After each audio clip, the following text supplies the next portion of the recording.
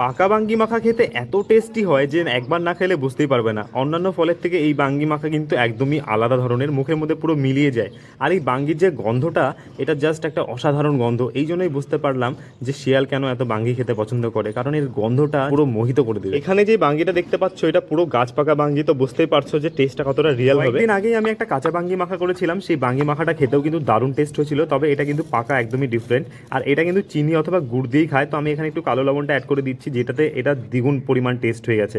মানে এত ভালো হয়েছে যে কি বলবো। তো আমাদের এটা কিন্তু রেডি হয়ে গেছে, একটু মিলিয়ে নিলাম, তাহলেই একদম পুরোপুরি। ছোটোবেলায় যখন বাঙ্গি আনতো তখন আমি এটা একদমই খেতাম না, কারণ এটা আমার কাছে টেস্ট লেস মনে হতো। যাই হোক, এখন সব দিন পাল্টেছে।